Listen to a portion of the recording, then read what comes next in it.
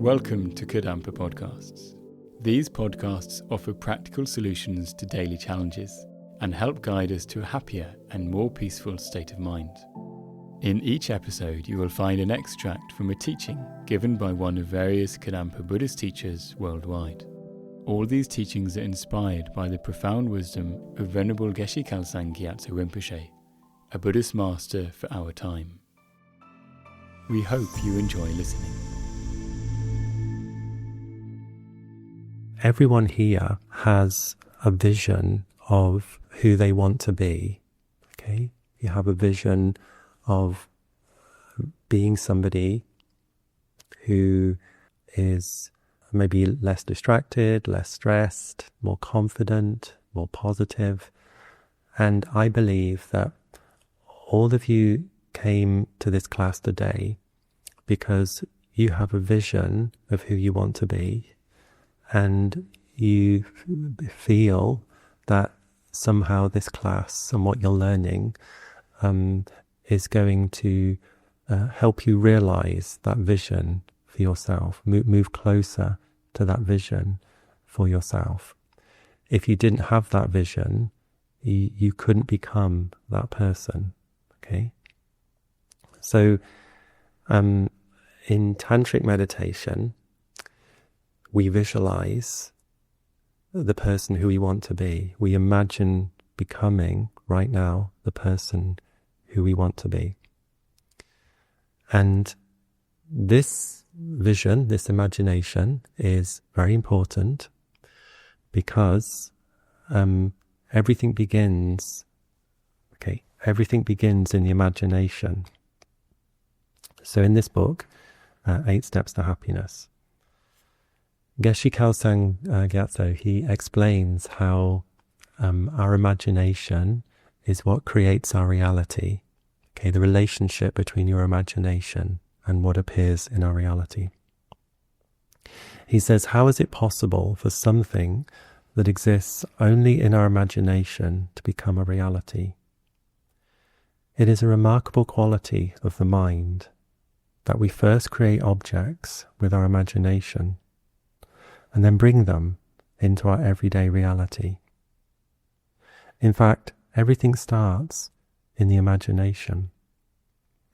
For example, the house we are presently living in was first created in the imagination of the architect. He or she then made a design on paper which acted as the blueprint for the actual building. If no one had first imagined our house, it would never have been built. In reality, our mind is the creator of all we experience. All external creations, such as money, cars, and computers, were developed in dependence upon someone's imagination. If no one had imagined them, they would never have been invented. In the same way, all inner creations and all Dharma realizations, even liberation and enlightenment, are developed in dependence upon the imagination. And therefore, for both worldly and spiritual attainments, the imagination is of primary importance. Okay, so at an external level, we see clearly everything begins in the imagination. This temple, the chair you're sitting on, the clothes you're wearing. I mean, how many things will you use today that began in somebody's imagination? Like what % of things you're using today began in somebody's imagination? It's quite phenomenal, actually, when you think about it. But it's not just external developments that begin in the imagination.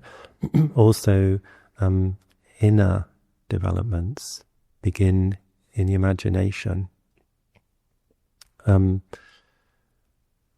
Because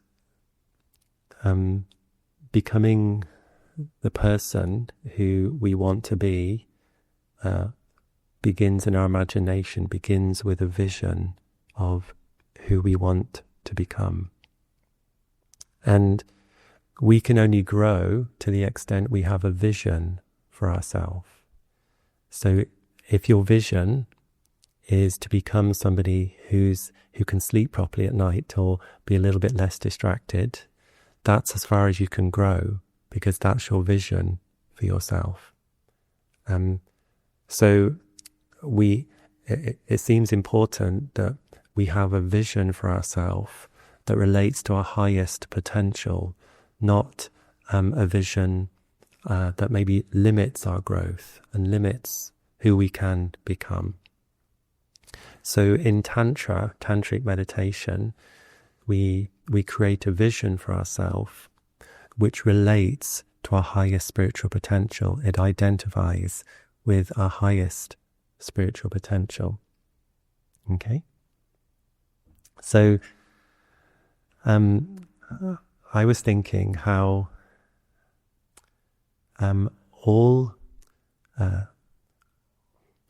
whenever we want to create a new identity for ourselves, that identity begins in the imagination. Okay? So like think of a job in life. Like, where does the identity of a plumber or an electrician or a nurse or a doctor begin? Where does that identity begin? My identity as a monk, okay, I didn't go to sleep one night and wake up in the morning wearing robes. Like, what the heck happened there? How did that happen? I first did imagine what it would be like. Imagine sort of that identity and what the life would be like, and maybe my mindset and the environment where I would be. So I played it out in my imagination first. And then I made the decision to get ordained and go through the process of ordination. And then this identity came into existence. But the fact is that it began in my imagination. So if you want the identity of a particular role in life, maybe a married person or a parent or a retired person who lives in the Bahamas or something, that identity begins in the imagination.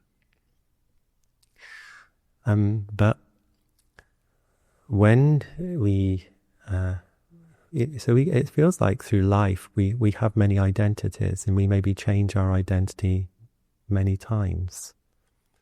But what we've never done, at least so far, is become someone who is free from problems and free from worry. So, my parents lived in England, so they had the identity of living in England, and my dad wanted to have the identity of a retired person in Spain, and for 20 years he imagined that. He imagined living in Oaxaca. You probably don't know where that is. It's on the coast, the southeast coast of Spain, sunny most of the year round, because when you're from England it rains a tremendous amount. And he and my mother sort of fantasized about that. And then after 20 years of working, he eventually managed to arrange his finances and moved to Spain. Finally, he reached the identity of a retired person in Spain. But then, after a while, they started to notice sort of problems in that world, that retired identity. Like during the summer months, it was just too hot, unbearably hot. And then there was the mosquitoes too. And then some of you have shared that their next door neighbour got about four dogs small dogs that barked all the time. So completely destroying my parents' peace of mind. It would drive them nuts. Okay. And then my parents, after a while, were, I want the identity of living back in England again. Yeah, I want to jump to a new identity because this one maybe not working as well as I thought it would. We need to change our identity. And so they went back to England, back to the English, still retired, but maybe that different identity.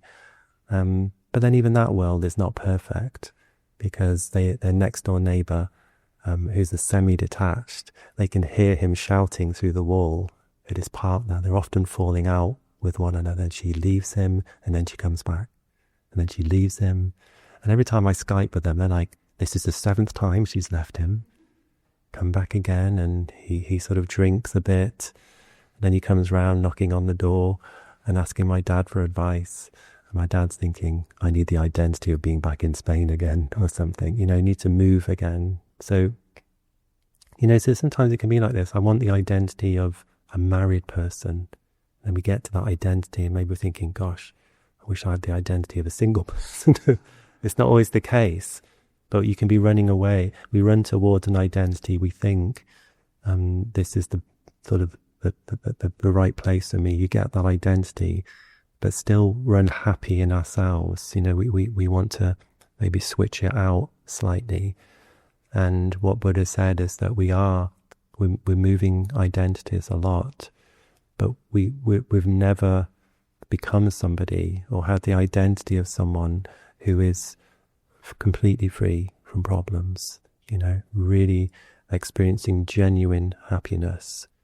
And he said that's possible because we all have Buddha nature. It is possible to create and live such an identity. But that begins in the imagination. Okay, it begins in the imagination. It's definitely possible because people have accomplished this. There's no doubt over the thousands of years since the time of Buddha Shakyamuni, millions of people, we can say, have put his instructions into practice, trained in meditation, in loving kindness, compassion and wisdom, and created an identity for themselves that is happy and free from problems. And that is because they've trained their mind, they've controlled their mind. Their identity is based upon a very controlled mind, a very peaceful mind. So it begins, we have that potential, no doubt, all of us have it. Any negative minds that you have, remember they're just impermanent. We looked at that right at the beginning of this class. If you can reduce them a little bit, you can reduce them a lot. If you can reduce them a lot, you can reduce them completely. So have confidence that you can transcend all limitations. It's just practice.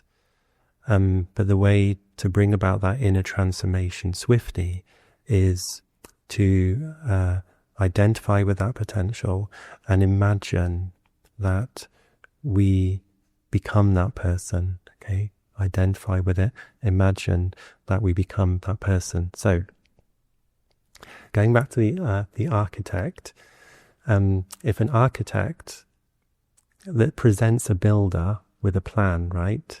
And that drawing began in the architect's mind. But the architect won't hand the builder a napkin with a rough drawing on. Do you reckon? If you handed a builder a napkin and said, this is my plans, the builder'd say, not quite detailed enough. And we have to imagine what that house is going to be like and even walk through it in our imagination. Do you think some people walk through the house before it's built? If you're good at visualization, you can do that. Sometimes we may go to the local DIY place and they can now mock it up, can't they, online, or they use a computer to help us with our imagination. But so first of all, it begins in our imagination. We can imagine walking around the new home that we want to bring into reality. And we imagine ourselves in that home. We may even imagine what we're wearing. You walk into the bedroom, you think, I think I'll wear these kind of pajamas in this room. We may imagine the kitchen, where the cooker's going to go and where the cabinets are going to go. And then you have a clear design in your mind of exactly what you want to bring into reality. And that's the blueprint of what we want to bring into reality. And then, of course, if we offer a clear blueprint to the builder, they know exactly what to do. So it's the same with respect to our bringing our sort of true nature, our true identity into reality. We first need to walk that through. What would that look like if you realized your potential? Like, what would that feel like? What would that look like to be completely free from all limitations, to be free from all stress, free from all worry, and have a good heart towards everyone who you meet? Imagine the effect you would have upon the world. And the world needs people like this. There's a lot of craziness in the world, isn't there? We look on TV and, oh my God, it's crazy. But if we realize our potential, we can offer our greatest contribution to world peace. If you feel inspired by this podcast, then dive deeper into timeless wisdom of modern Kadampa Buddhism by following the link in the episode description. We look forward to reconnecting with you in the next episode of Kadampa Podcasts.